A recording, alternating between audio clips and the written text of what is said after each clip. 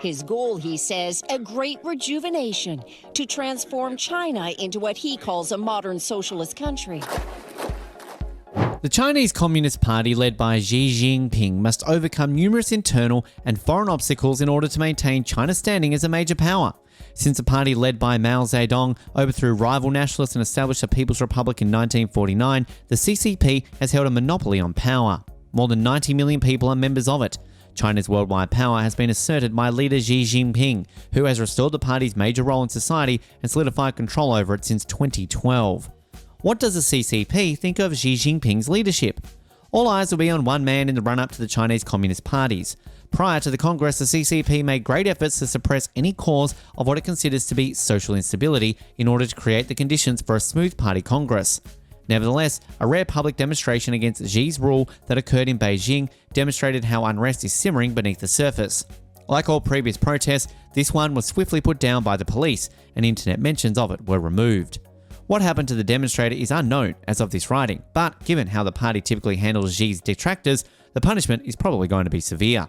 China, according to the hieroglyphic narrative of official media, has only succeeded once under Xi Jinping's leadership.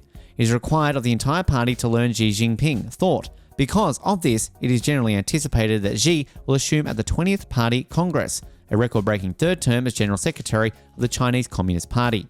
To be sure, the Chinese government has achieved some modest improvements in the last 10 years since Xi took office. China's air quality has improved, its overall power has grown, and it has made some progress towards fulfilling its climate change obligations. However, Xi Jinping also made a number of avoidable mistakes in both home and foreign policy, which will surely cripple China for centuries to come. Crucially, human rights advocates have courageously called attention to Xi's errors at every opportunity. Wang Yi, the foreign minister, once claimed that the Chinese people are in the best position to have a say about China's human rights situation.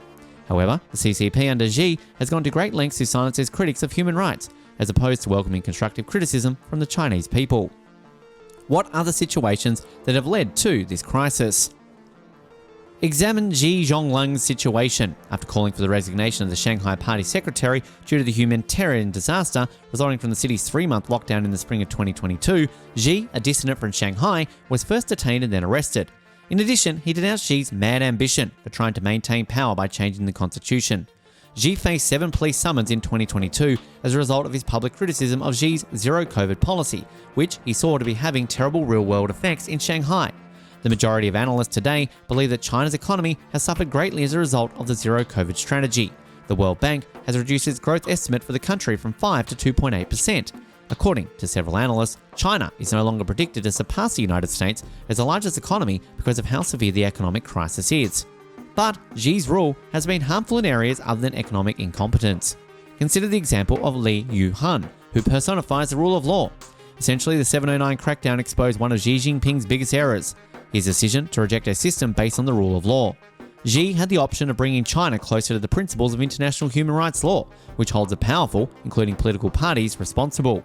Instead, as Xi proposed early in his reign, he decided to solidify a system in which law primarily functions to solidify CCP authority and consequently his own personal power, as opposed to placing power in a cage.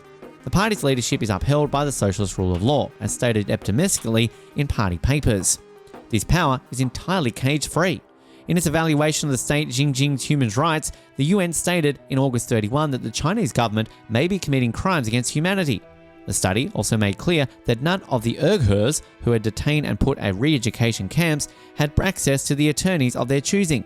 In fact, contrary to China's own criminal procedure law and constitution, no Uyghur intellectuals, as far as CHRD is aware, have had access to any attorneys of their choosing since Ilham Tohti. Xi's claim that China is ruled according to law is blatantly mocked by the lawless nature of raw party authority. Xinjiang.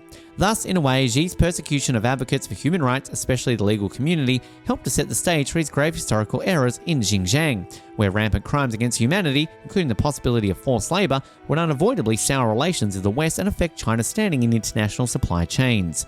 Furthermore, what will be the feelings of millions of Uyghurs who endured rape and other horrendous forms of torture while being held in the extrajudicial detention towards responsible for their treatment? How will the future of generations of Uyghurs comprehend these atrocities?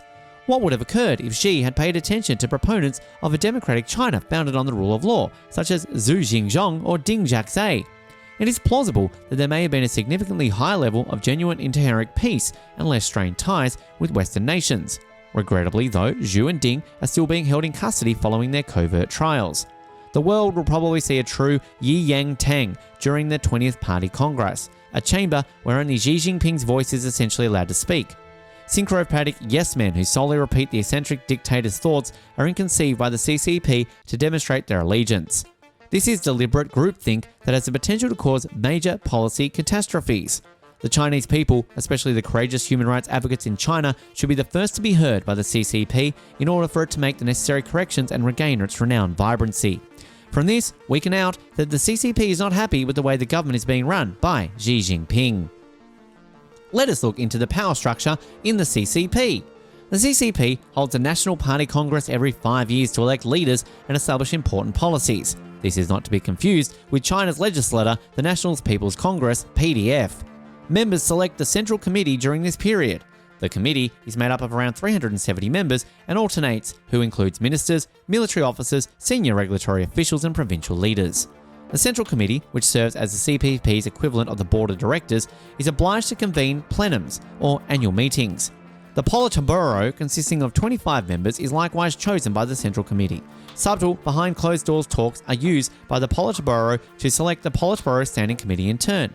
The CCP's Leadership and Power Centre is a standing committee whose membership has fluctuated between 5 and 9 members. As the General Secretary of the party, Xi is in charge. China's version of a cabinet, the State Council, is led by Premier Li Keqiang. Li is anticipated to leave in March 2024. Members of the Politburo have been expected to resign at the age of 68, following a precedent in 2002. Even though Xi will be 70 in 2023, he plans to serve a third term. Analysts predict that the elder Politburo Standing Committee members will most likely adhere to the retirement age and resign before the next conference. Even while the Standing Committee, Politburo and Central Committee often provide board policy direction, the Chinese government is sometimes very fragmented. According to Mingjing Pei of Claremont McKenna College, policies can emerge haphazardly from think tanks and consultants, the Central Committee, the National Party Congress, bureaucracies and ministries. Chinese provinces have a great deal of autonomy, and the central government greatly influences local governance through the appointment of its sub-provincial leaders and bureaucrats. The People's Liberation Army, PLA, China's arm wing of the Communist Party, CCP, is primarily charged with upholding the party's interests and preserving its control. The People's Armed Police, which is mostly concerned with domestic security, and the PLA are both under the direction of the CCP Central Military Commission, which is presently led by Xi. The CCP views the PLA as a practical instrument of its statecraft with an active role in advancing the PRC's foreign policy. What are your thoughts on Xi Jinping's strict rule in China? Do let us know your thoughts in the comment section. For more interesting stories and updates, subscribe to our channel and do not forget to press the bell icon for notifications. Bye!